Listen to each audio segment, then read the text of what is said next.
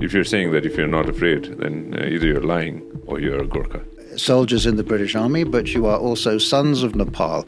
Be proud of both. First time you heard Nepal, the word Nepal. My father was a British High Commissioner in Delhi. They went on the infamous holiday of a lifetime to Nepal. But yeah, that was when I first heard. I saw a picture of you and your beautiful wife at Janakpur. See, the people of Janakpur were so fantastic to us. You've been up to Lomantang as well? Yes. I saw some pictures as well. Yes. How was that?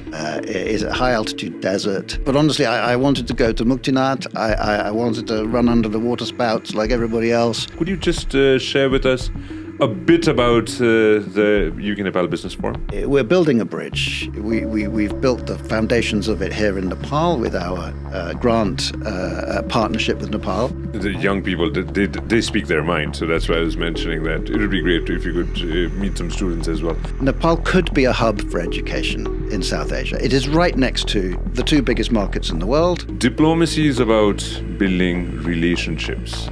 Politics is about building relationships as well. Politics is a shorter term game, I think. Infrastructure, security and justice, human development and social justice. Let's start off with the infrastructure. This planning process that we've used to deliver the road, it really works. We're going to use it on other things. And that was music to my ears. It's like that has really taken root. Your Excellency, if it's okay with you, I'd love to start by Please. one of my favorite quotes by was a truly amazing gentleman who I hope someday, not in this life, but probably in my next life, I'd get to meet and have a chat. And his name is Sir Winston Churchill, and there's a quote that I'd like to start off by saying, "Success is stumbling from failure to failure." And I'll add on another quote that he said, "Never, never, never give up." Never give up, and it stayed with me forever. Well, that's a good motto. He was a fantastic leader in wartime. My first memory, this is true. My first memory is of his funeral. So, and what I don't so much remember the funeral, though I have a sense of the boats going down the River Thames. What I remember is my parents standing in front of this little black and white TV, which they had hired for the occasion, and weeping. And you know that on a small child, that the impact that your parents weeping, that was visceral. And allegedly, I said, I have no idea if this is true. It was one of my mother's stories. I said, "Don't worry, Mummy. When you die, I will put you in a box just like that." You said that. You still have that memory. Well, I don't remember whether it's true or not, but she used to chastise me about it, yes. When I think about it now. You know, there's something that I was just watching. Why I mentioned this, because I was watching I am watching a documentary on Sir Winston Churchill on Netflix right now. And I haven't finished it yet, so I still have a lot of parts remaining where definitely the war is going to be won. We already know what history says. Diplomacy is about building relationships. Politics is about building relationships as well. They both involve relationships. Politics is a shorter term game, I think. Diplomacy is for the long run, and there is great scope for that kind of long run diplomacy between the UK and Nepal. Politics, one of Churchill's other quotes was, "It's the worst system of all, except for all the others." And it does impose a kind of timeline to the next election. So it's very hard to get a politician to care about something 10 years hence. Because one of our problems with climate change, it's a very long horizon, always has been the next generation's problem. Now it's here. Yeah. Yes, I'm not one of these people who despises politics. I think it's vital. I think bad people can do good things, and I think we often see that in other countries. I'm not talking about ours. Although actually that phrase did crop up around our treaty on the 100 Years of Friendship, because not many people claim that Chandra Shamsher was a lovely man, but he did a good thing in concluding that treaty, and he set us on this course of friendship in perpetuity, which is unique. It's been 209 years since the Sugoli Sandhi, and I was just reading up on the Friendship Treaty, which has been 102 years, if I'm not mistaken, the Friendship Treaty. And now, like I mentioned earlier, 1934, Nepal established its first diplomatic mission in London. And, oh wow, this is, when is this from? Nepal-Britain Treaty. Oh wow, 2023. So yeah. Oh yeah. I was here. It was like the first thing that happened to me, and what a blessing for an ambassador actually to arrive in a country and be told, okay, now we're celebrating 100 years of friendship. 100 years of friendship. It was what cricketers call a full toss. So I hope we did it justice. It was certainly a lot of fun, and it led me to meet a number of people 100 years old as well. That became a kind of theme, which is beautiful, that people of that age were already building our relationship, back then. But yeah, and though the room, which I forget what its formal title is now, it's called the Belayati Baitak, informally, or used to be, which is where that was signed. And that had been restored just in time for the formal celebration. And I must say I was so grateful. It really did feel humbling and beautiful to be sitting in the same chair with the same mirrors behind as in those photographs, and just celebrating 100 years of friendship. Wow, no, that's amazing. And here we are, 102 years later since the Friendship Treaty. Many things has changed. Your Excellency, first of all, I want to ask you, first time you heard Nepal, the word Nepal? Very clear to me. My father was British High Commissioner in Delhi, and they went on the infamous holiday of a lifetime to Nepal. They went to tiger tops. They came back with stories of sleeping in a tree house and stepping out onto the back of an elephant and going to look at tigers. And you can imagine that to a small boy like me, that was just, it sounded like heaven. They also did the Annapurna circuit. My uncle, who was with them, got quite altitude sickness, but for all of them, it was just a wonderful experience. So, and then they brought back these T-shirts, which said Nepal, tiger tops, and we wore them, and then my children wore them, and now my sister's children wear them. So exactly those T-shirts are going down through the family. But yeah, that was when I first heard. The tiger top T-shirts have definitely stayed. Then I'm sure if Jack is listening to this, then he's going to be all smiles. Now, first time you visited Nepal? Honestly, the first time I visited Nepal was when I stepped off the aeroplane to take up this appointment. And one of the extraordinary things that happens when you get outed as the future ambassador to Nepal is that not only do all the people in British civil society who are crazy about Nepal kind of ring you up or send you an email, you discover that every other member of your own family has already been to Nepal and has a story about it. And indeed, that everyone assumes you've been there as well, but I had not.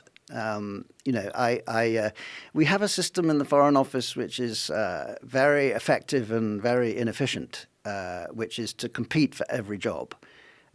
So I think it leads to no poor appointments, but it does mean that it's quite labour intensive. And so I was bidding and competing for other jobs that appeared in the window. And then Nepal appeared, and I suddenly, transferred all my energies to this one. We fight like cats in a bag for some of these appointments, and I really wanted this one. Oh, well, there you go. This is in 23, if I'm not mistaken. Yes. Yeah. There we are. Same backdrop, same Same glass, same mirrors, Yeah. same friendship. Same friendship. Yeah. That's Minister Saud, if I'm not mistaken, former Minister Saud. He was very lovely to me. Yes. Yeah. Wow. No, this is right after COVID. Right after, let's say, right towards the end of COVID, if I'm not mistaken. And before this, you were in Jakarta. Correct. And before that, if I'm not mistaken, you've traveled the world, Your Excellency. You've traveled the world extensively. I was just going through a bit about your journey since '83 in the Foreign Service, and you've traveled the world. It's a career that guarantees change and variety. It's not for someone who wants to know what's going to happen tomorrow. You need to sort of thrive on improvisation and pleasant surprises. I mean, COVID was an unpleasant surprise. I remember sitting on my living room sofa in Jakarta, watching a kind of YouTube report from an Indonesian student at a Chinese university.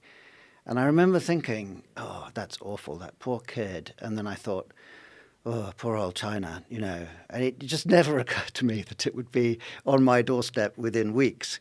And yet it changed my life completely.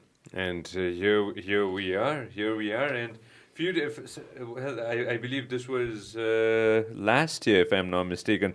I saw a picture of you and your beautiful wife at Janakpur. Julia, yes. Yes, but at Janakpur, and that was amazing to see that. Beautiful and tolerant, my wife, because it wasn't the intimate anniversary ceremony. 23rd, if I'm not mistaken. The number was unimportant. It was just that. Yeah, look at that hat. I have that hat now at home, and I wear it privately when I want to make myself. If that's okay, we showed it to everybody. Yeah, no. Honestly, the people of Janakpur were so fantastic to us. And obviously, I did it partly as a gesture of solidarity with the Nepali tourism sector. I absolutely think that having part of the Ramayana circuit come deep into Nepal, this is one of the things that Nepal has that nobody else has. All your separate USPs are precious. And I think the city of Sita is one of those things, and of course it's both spiritual, but it's also monetizable because Indians are very romantic and they all want to celebrate their various anniversaries in the city of love, and why not? It was a ball. And I'm glad that as soon as you walked in to the studio, I have a Mahabharat right there with me, and then you were very fascinated with it. I'm glad that you know a bit about it's the great Mahabharat. literature. It's a global treasure, yes. And I was really happy about that. Travels, I just wanted to touch base on this right before we jump into something else. Have you traveled Nepal? I saw pictures of you in Kandruk a few weeks ago. Here you are in Janakpur. I travel whenever I can, mixing business and pleasure. I had a chance to write about that in the Buddha Air pamphlet. It's a bit intimidating. You sit down and see a little picture of yourself staring back. But I did find words for it there, so I won't rehearse the whole thing. But I think Nepal is. I've come down on this word fractal. It is as complicated at close up as it is. From farther. You sort of zoom in and out, and at every magnification, it is very complicated. And that means you can't understand it from Kathmandu. It means you have to get out there. Yeah, that is Gandruk. In Gandruk? That's in Gandruk. How chilly was it? Not at all chilly. I was just, posing. But that was on the recce for the royal visit, which we've just finished, which indeed went to the museum in Gandruk, and I saw that very wrap. So I think my personal inclination would be to travel anyway. Yeah. But because we are a development partner of Nepal and we try to, in particular, work with Madhesh and Lumbini and Karnali, I have to get there as often as I can, walk the talk. And our teams do. And we're right now trying to raise our game on kind of interacting with the middle tier of government, which has its problems and needs support. So showing up regularly in Janakpur, in Surkhet, and in Dang, it's a duty.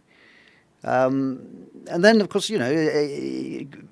Lumbini is somewhere that people travel half across the world to visit, and it's on my doorstep. So, Yeah. I think the most exciting trip I've done was to Upper Mustang. I think that is Lomantang, Lomantang, yeah. yes. Mm-hmm. You've been up to Lomantang as well. I Yes. saw some pictures as well. Yes. How was that? It was everything I dreamed of. I was on the trail of the Changra. We try to encourage Nepali exports to the UK. We try to home in on brands which have got headroom and can really appeal to the British market. Mm-hmm. There's such a positive vibe around the word Nepal. I think if any exports can really be marketed there under that heading, they have an edge. And Changra is such a thing. I know that the whole Pashmina market has gone up and down, and it's had its problems. And it's not currently possible to say that the thing is entirely made in Nepal, particularly when it comes to dyestuffs. Mm-hmm. But we're very close, and the industry is very dynamic. Got some great people in it, including the shepherds and the goat herders up there in Upper Mustang. And that was the excuse. But honestly, I wanted to go to Muktinath. I wanted to run under the water spouts like everybody else. And my darling wife ran behind me. So that was fun. And then the sort of moonscape is a high altitude desert, no rain but lots of water. It's just a bizarre place, and I want to go back. Wow, no, that's great to know. And as you mentioned, Nepali exports. I remember watching. I've come to realize I watch a lot of things related to the UK now. It just crossed my mind. I was watching a show called Dragon's Den. I don't know if you've. Oh yes. That's why, like I mentioned earlier, I'm big on economy and big on startups, big on entrepreneurship, and it's one of my favorite show. And I remember there was, I think this was 2-3 days ago. I was watching a dragon explaining that you could go ahead and export all around the planet, and nobody's gonna stop you. To a gentleman who came into that show, and what you just said, we could export a lot of things all around the world as well, like what the dragon mentioned. You don't have to show that. It's a fantastic show. Okay, yeah. No, I've watched a couple, but you're absolutely right on entrepreneurship. It's so important for Nepal's future. Yeah. Young Nepalis that I meet have all got it, Mm-hmm. but so many of them are taking those skills to other people's economies, and we need to help them do it here. I want to touch base on the three sectors that you basically focused on. We just touched base on one: infrastructure, security and justice, human development, and social justice. Let's start off with the infrastructure.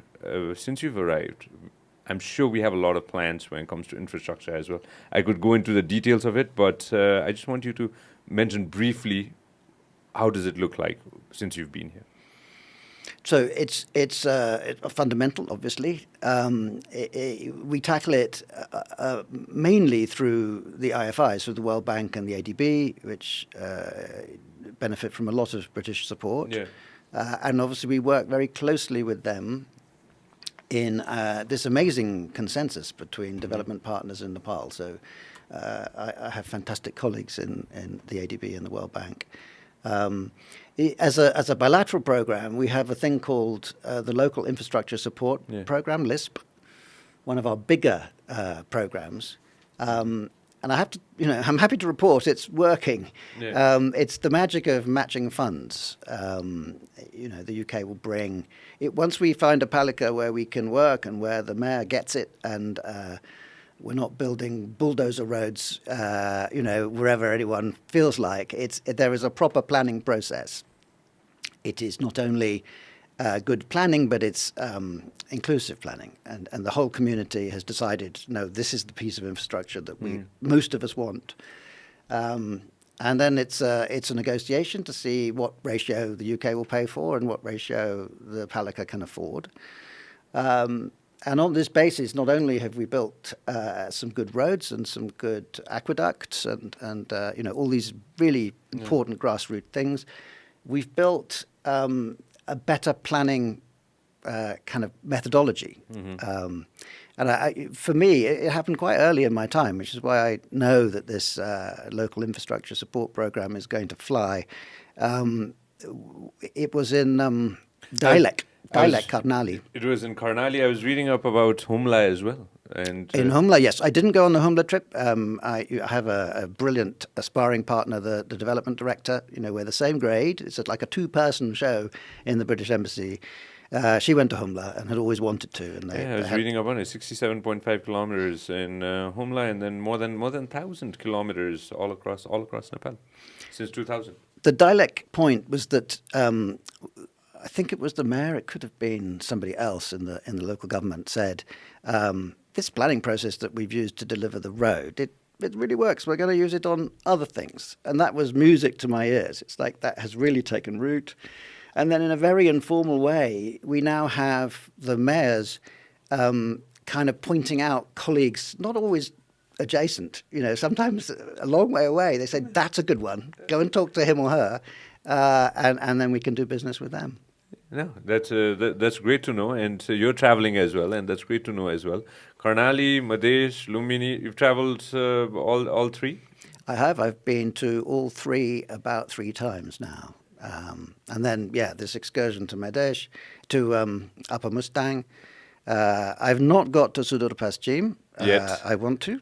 My team have, my deputy has, but we have various programs which follow kind of value chains back up into Sudur Paschim. So we will be supporting people there. But right now we have 3 priority provinces. And I was reading up on education, health, and inclusion as well, and I was Millennium Development Goals, and within the goals, I definitely saw a lot of things working out when it comes to young children as well, and when it comes to education as well. Anything you want to mention on that? So it is. It's a full spectrum thing. Education and young people. The British government has a kind of messianic focus on growth right now. It's what we need for our country, and we think it's what we should deliver elsewhere. But growth is not just sort of dry economic growth and productivity. I think it is also very much about human capital. And Nepal needs just as much effort on the human capital side as it does on the FDI. We work right across that spectrum. Some of it is money that goes straight to the Ministry of Education. We have a very long and deep collaboration with them. I was seeing the Minister of Education last week. She's amazing. She's very switched on. And we want her to come to our Education World Forum in May. I'm very hopeful of that. Another amazing person is our education advisor, Shivani, who we sent on a professional networking trip to the UK, and she came back with hot tips for 2 other, we call them centrally managed programs, but they will be additional to our bilateral funds. So we do that sort of investment in primary and secondary education. The British Council that we work very closely with do a lot working with teachers around the professional development of teachers and kind of linking education institutions in the UK and in Nepal. Obviously, they do all the culture piece as well. But then, and this ties in with your interest in our UK-Nepal Business Forum on Tuesday, I am very, very hard over about what we call transnational education, because to me it seems a perfect fit between supply and demand. It's what Nepal really needs, and it's what we have lots of to offer.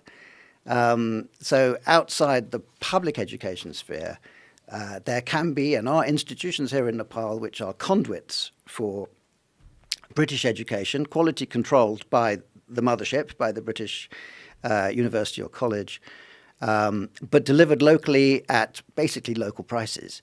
And this is the key, right? If we can keep the kids in the country to to get the education they want here and that they deserve here, then that's going to be a big piece of the answer. So on Tuesday, I was really banging the drum for transnational education. That's great. And I just wanted to touch base on something that I read this morning. Go back and show us the picture of our education minister and His Excellency as well.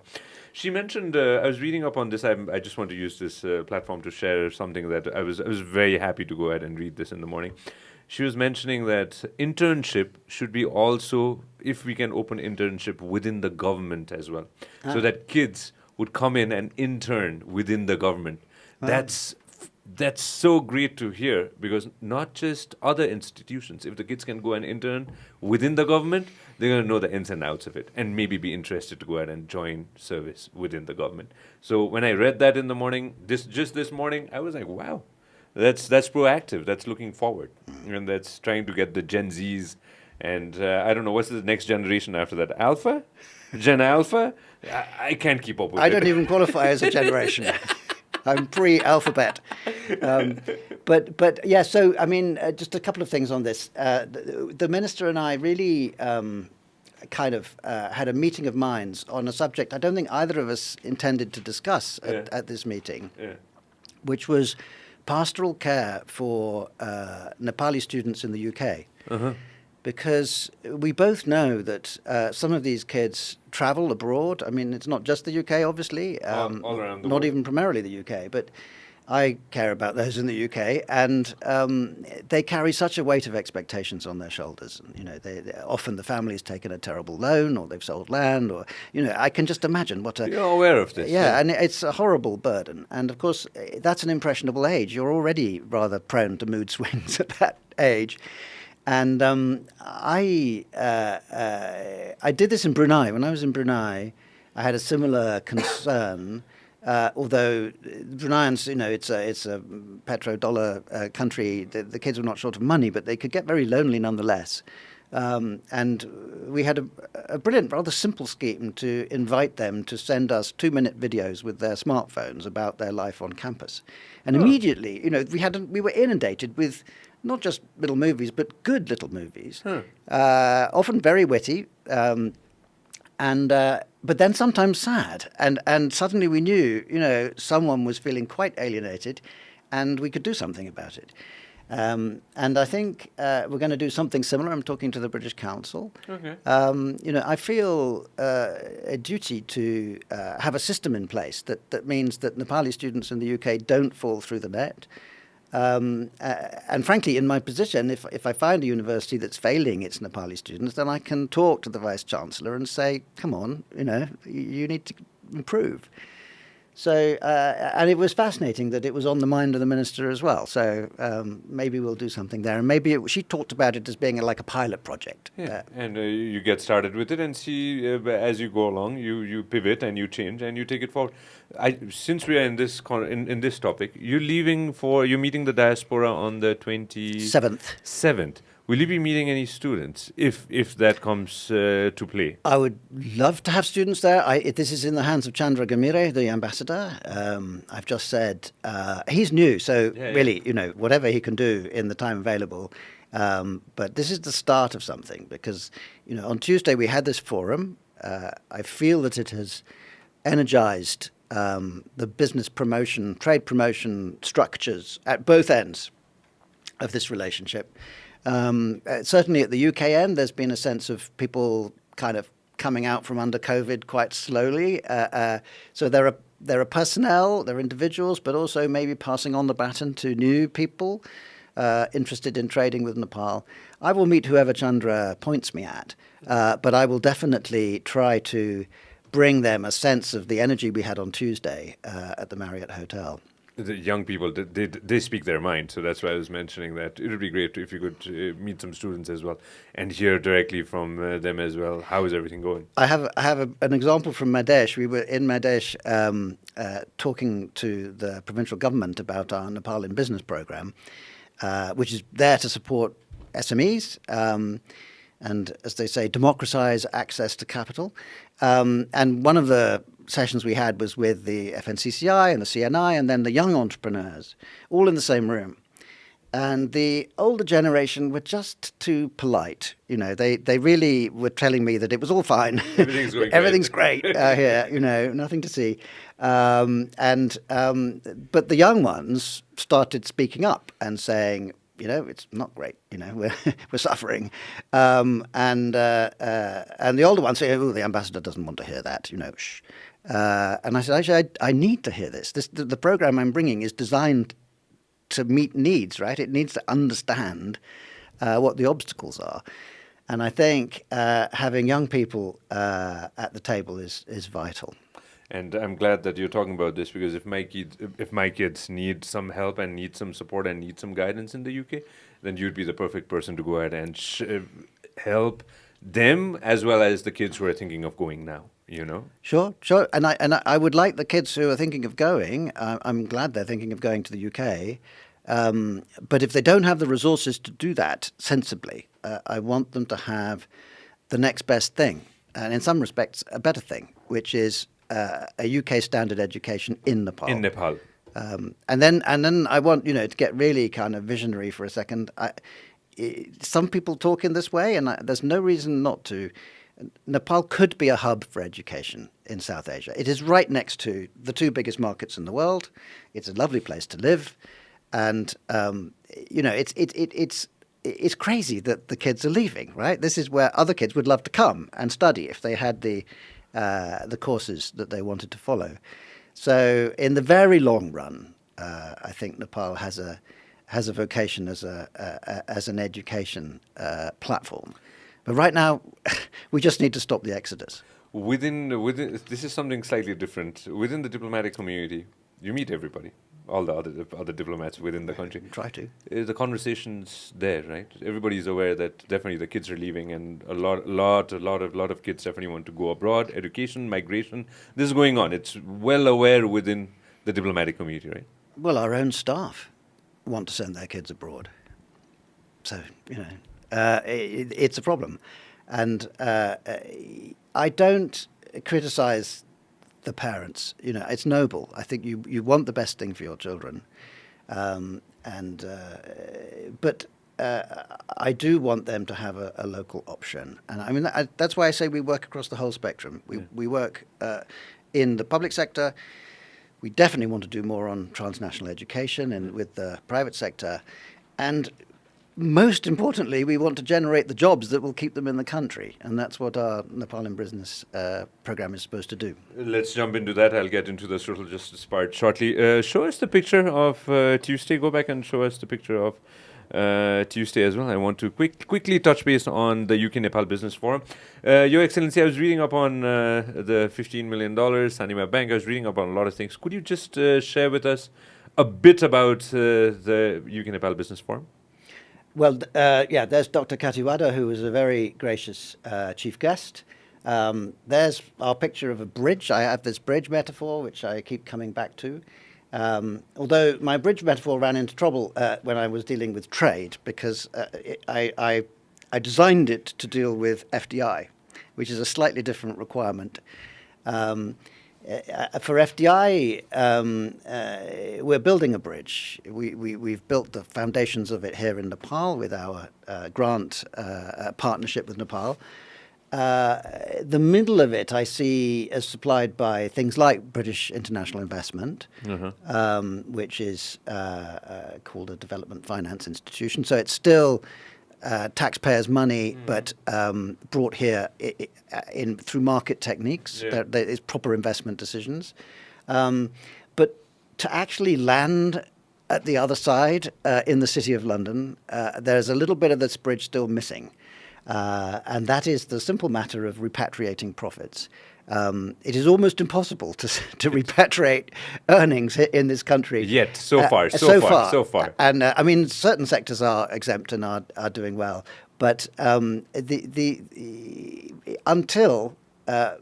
it's a mindset thing. And luckily, as you've been kind enough to point out, I'm old enough to remember the period when Margaret Thatcher was introducing the UK to capital markets and saying, you don't have to just have British savings powering British companies. We can have global savings.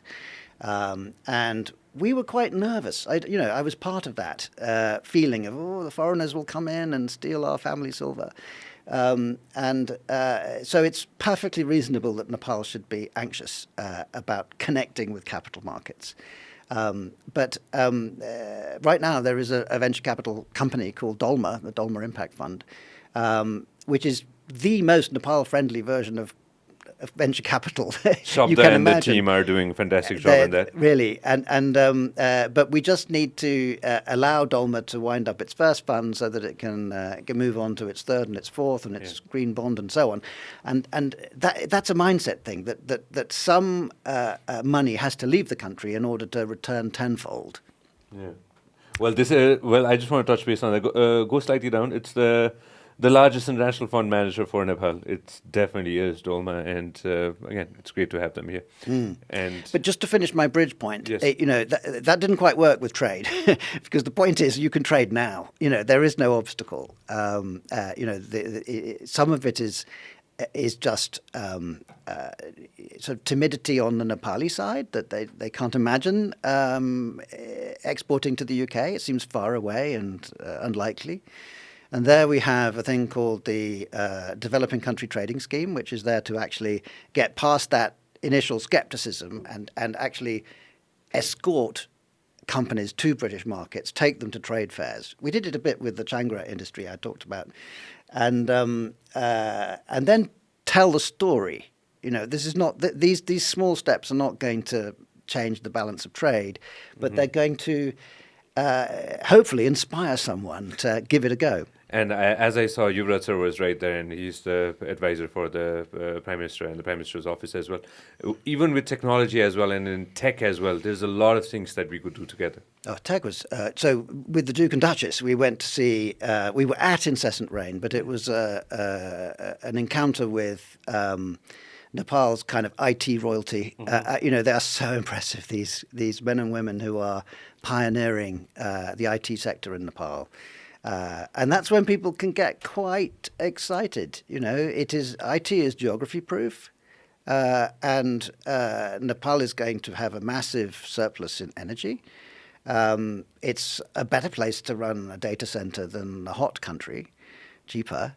You clearly have the talent in the workforce, because Nepalis are doing it all over the world.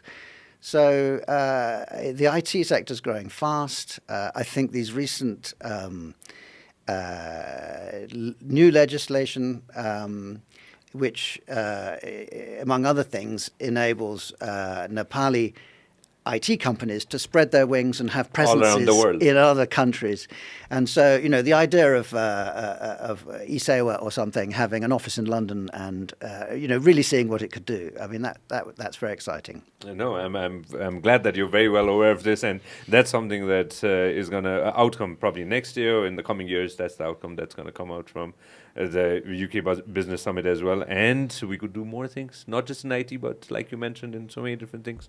Now, you've already mentioned Duke and Duchess of Edinburgh in Nepal. It's fantastic to have them. And how did the whole thing come to play, Your Excellency? Share with us.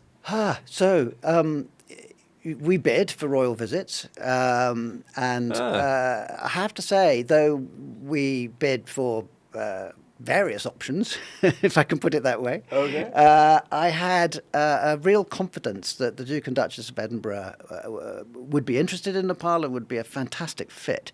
That is because, I'm putting this very oversimplifying here, but the Duke has a mission around young people. His Duke of Edinburgh Award scheme is all about giving kids confidence, helping them spread their wings, giving them adventurous journeys. Nepal is obviously a fabulous place for adventurous journeys. What I didn't know when I made that pitch was that actually the Duke of Edinburgh's award scheme was invented in Nepal. Who knew? So in 1953, after the Everest expedition, a man called John Hunt, later Lord Hunt, he came back in triumph to London. It was the Queen's coronation. Her husband, the then Duke of Edinburgh, approached him and said, "Look, I have a feeling we should do something for British kids to get them out of the classroom and into the countryside, up mountains. You've just done it, Don, please organise an award scheme for me. Well, let's call it the Duke of Edinburgh's award scheme."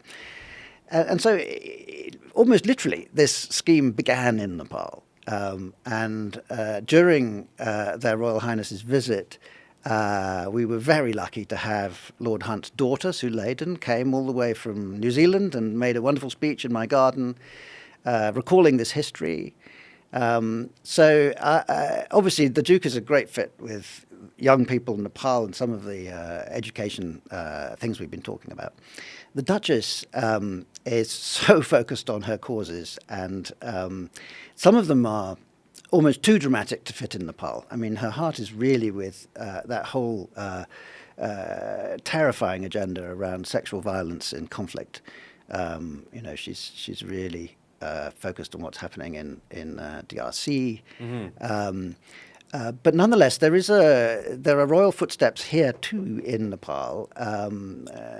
His Majesty King Charles, when he was Prince Charles, met the founder of Mighty Nepal, which then she just had a vision that more could be done for trafficked women and girls to prevent this happening. And he auctioned a painting. Mm-hmm. He raised something like £70,000. It's a long time ago. And she used that money to build Mighty Nepal that we have now. So there was a wonderful sense of sort of closure or continuity. And I think the Duchess going to see her was a deeply moving occasion.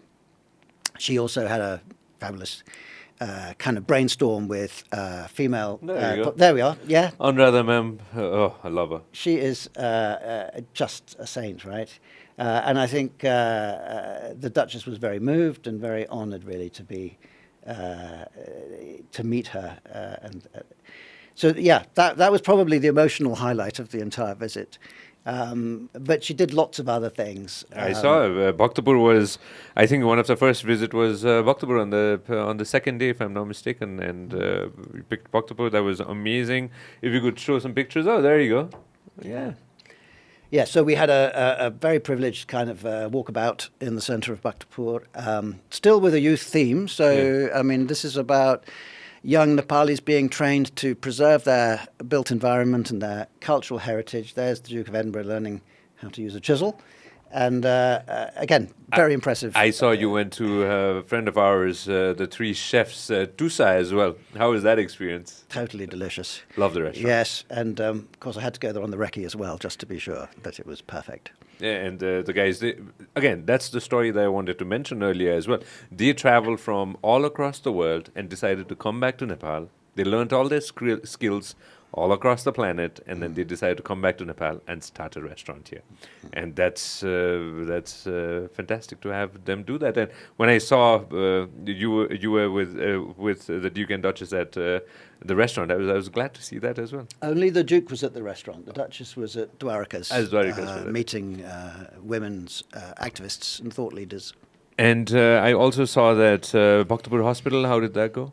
That was good. That was a link back into our development portfolio. So we talked a lot about education. We do a lot on health as well, and have done for a long time. Bhaktapur, we helped retrofit against earthquake, the hospital.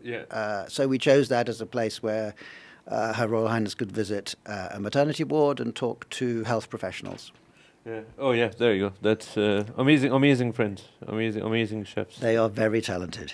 Right. We should definitely go back. I'll host something. It's a date. Done. Now, Pokhara, the Gurkha regiment is very close to my heart, and so is yours, I'm sure. I remember a specific line. I believe it was 2 lines that was mentioned, and we talked about it earlier. If you could just share it with everybody again. Yes. So it's the Duke's speech, and it resonated in a way that I should have predicted, but didn't. At one point, after the attestation has taken place, he said to the massed troops, he said, "You are now soldiers in the British Army, but you are also sons of Nepal. Be proud of both." And that was just, it brings up the hairs on your forearm kind of thing. It was a very emotional occasion. I'd been to one before, so I sort of knew that it was going to pack a punch for them too. They obviously spend a lot of time with the families who have this intense mixture, pride and sorrow. They get their little boy is going off, and he'll be doing press-ups in the snow in Catterick next week, but they're very, very proud. And of course the weather blessed us. I mean, look at that. Look at that. It's a I remember seeing a video and listening what you just mentioned. But look at that. Yeah. Lucky. Really, it was amazing. Your Excellency, 200 plus years of service. This morning I was reading up more, and I was trying to have a chat with Major Dilli Rai that I mentioned to you earlier, who's been a good friend of the show. The British Gurkha soldiers have been almost in every conflict or every war that the UK has been, from East India Company to Burma, Hong Kong, Brunei, Cyprus, Falklands, the whole world. And seeing this and what the Duke mentioned, again, definitely the hairs came out. Yeah. And, the traditions, they're unique, but they're also quite deliberate. The idea that we recruit in Nepal with the blessing of the government and the state. So a key part of the visit was to call on the Honourable President and to present to him the annual report on the activity of the Brigade of Gurkhas. So, we're very diligent in this kind of partnership that we have with Nepal. We recruit Nepali soldiers because they have been so effective down the years. And the system has grown up around them that doesn't try and fit them into a different pigeonhole. These are Gurkha soldiers. They know what they are.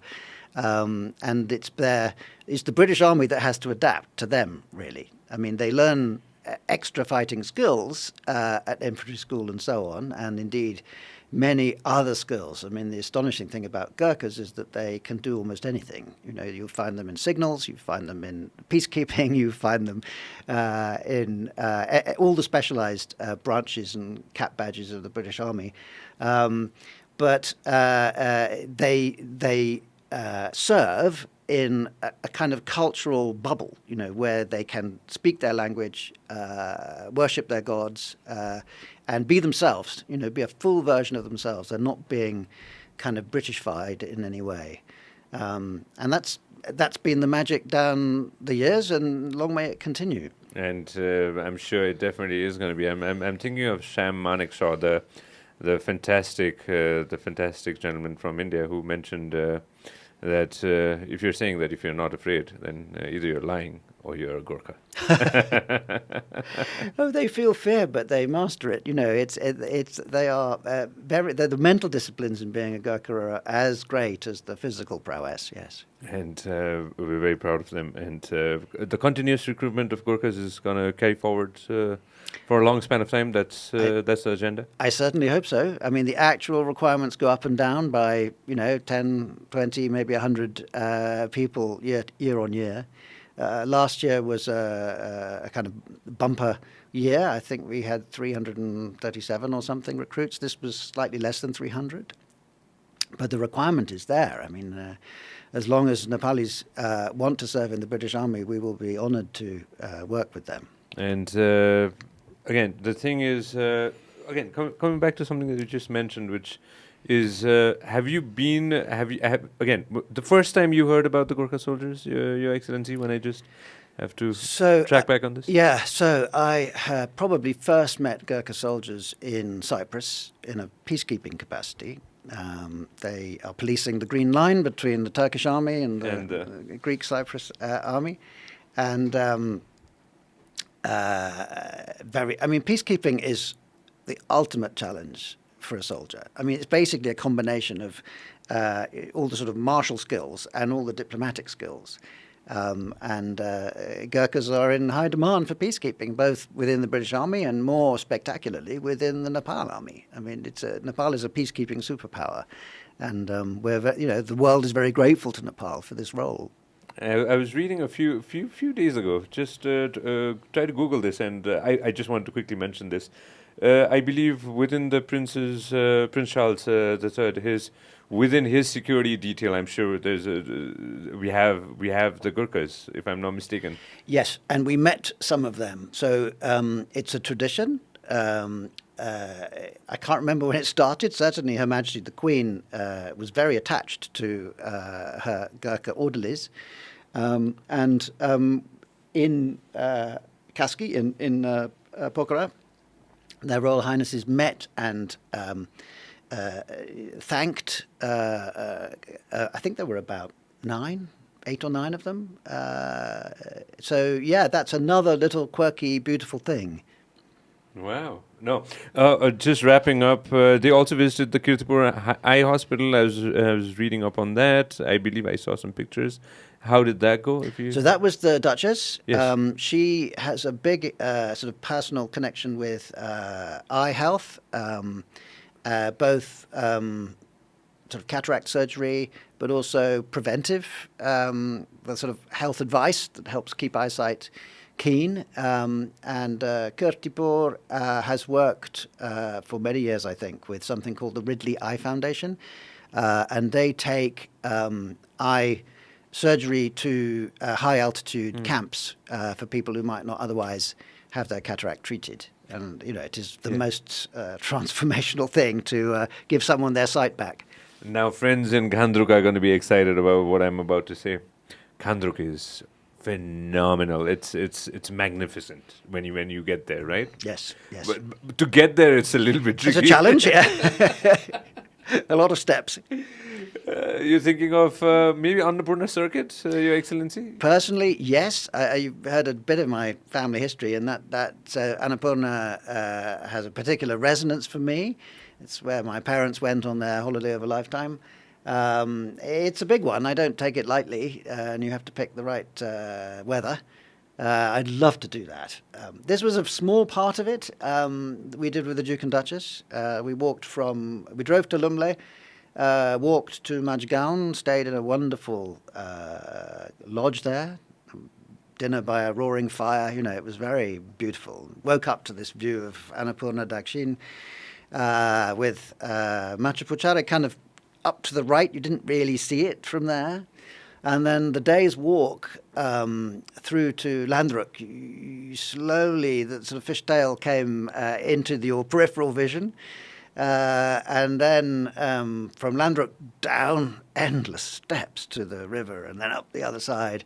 And by the time you get to Gandruk, and you're kind of in the lap of Annapurna, and you see the Machu Picchu from behind, and you know that you suddenly see why it's got that name, which you can't tell from Pokhara, really. You can't, yeah. Yeah. So no, the whole thing's magic. It worked, even logistically. I mean, we were quite a cavalcade, but we still made it a very personal trek for their Royal Highnesses. And you know, my personal hope, and I was whispering in their ear, is that they come back as a family and have a proper holiday, because they worked so hard on this trip, and I would like them also to relax a bit in Nepal.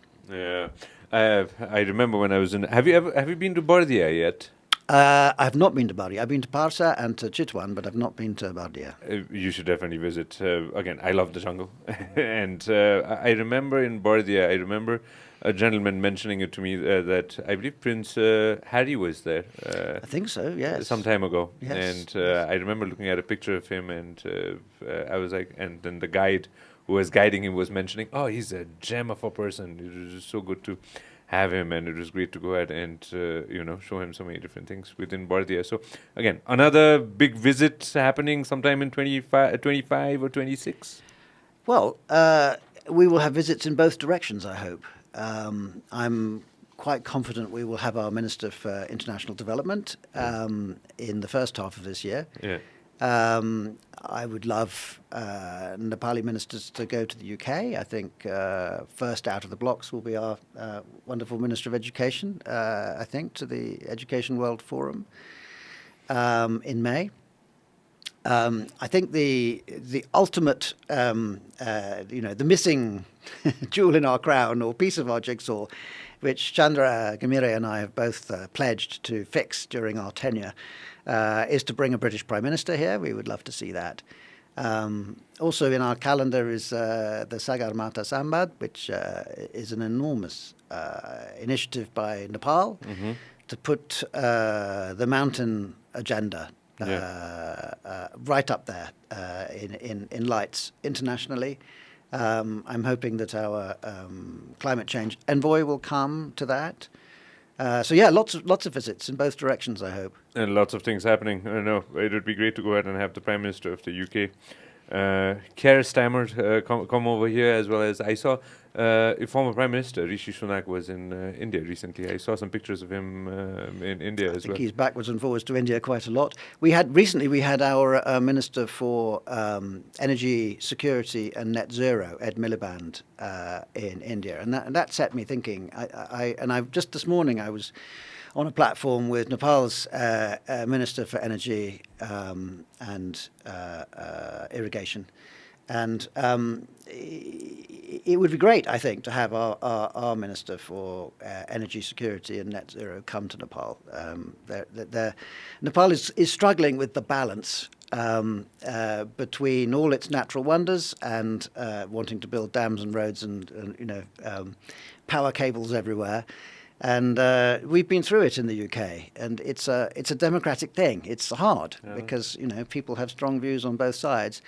And I think the UK's focus on, squaring that circle includes understanding that energy security and stopping carbon emissions can go hand in hand. We have found that fossil fuels are simply not a secure way to run your economy. So diversifying and ultimately decarbonising your economy is the way to go, and it's also the route to lower bills for households. So I don't know whether I'll get Ed Miliband to come here very soon, but I hope so. But even without that, his vision can come here. We can also try to help Nepal's policymakers and legislators strike this precious balance, between environmental protection and fully realizing the hydro vocation which Nepal has. No, when I think about it, as you were mentioning it, I remember now, and this is something that I have to mention. First time I drove an electric car was in the UK. Oh. When I think about it, first time when I was there, 2016. Yeah, it was 2016. Pull up a picture if you guys have. I was there in 2016, and I remember this now. The first time I drove a... Oh, there you go. The first time I drove... That's not a car. No, that's not a car. The car I don't have. But as you were mentioning it, it just crossed my mind. Oh, that was a long time ago. There you go.